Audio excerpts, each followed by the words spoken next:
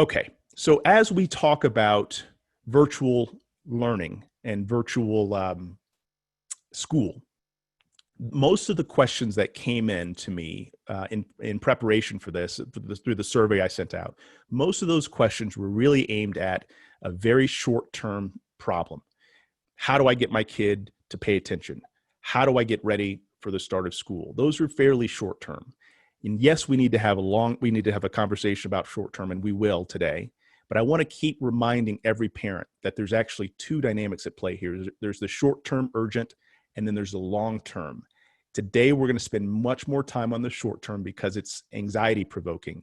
But if all that we do is pay attention to the urgent, we will never get to the plan that allows us to 2 or 3 years from now know our children are going to be in a much better place. So what I have in front of you now is something called the Eisenhower matrix. It was Dwight D. Eisenhower who developed this. This is how he made decisions. And so you can see these categories or these quadrants.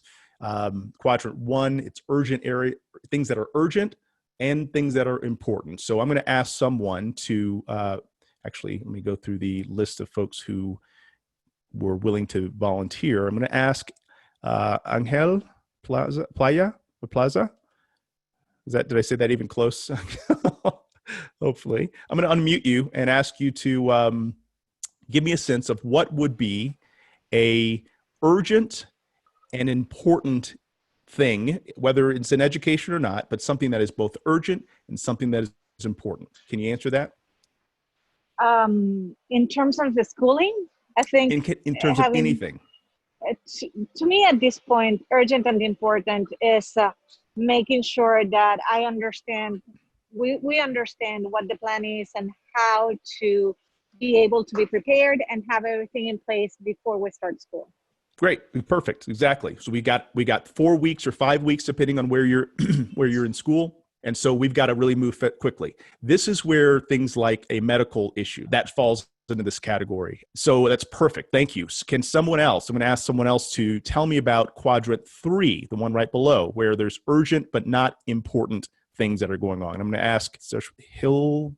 Mm-hmm. My name's Jamie. Sorry, I couldn't how to change the last or change the name. No problem.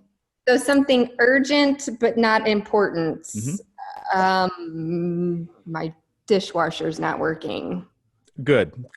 Now I have 3 teenagers, so that's actually pretty urgent. But I can do them by hand. So. I know, exactly. No, you're exactly right. So something that is a distraction. That's kind of how this is described. And just for the sake of time, I'm going to keep going through it. Quadrant 4 are the time wasters. This is where video games show up. This is where television shows up.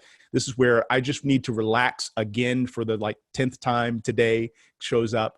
That is, those are time waster spots. Now, the part that's highlighted there, the quadrant 2, that's the time and the space that you plan. That's the time and the space that you think about, where do I want to be, not in 4 to 5 weeks, but in 2 months or in 6 months. Setting up the structure in place for that. And that's the long-term conversation that we really do not have time for today. But I want to have that conversation because I want to make sure that a year from now, we're not still scrambling. And you are completely comfortable with where you're headed and what you're trying to accomplish. All right. Okay. So I'll give you, so take a screenshot of that. Take a screenshot of this one as well. This is kind of describes them in more detail, this crisis versus goals and planning. And again, everything below that line, interruptions and distractions, you're trying to eliminate as many of those as humanly possible so that you can spend more time in the goals and planning section. Here's another example with some listed on them. So screenshot that as well, and let's keep going.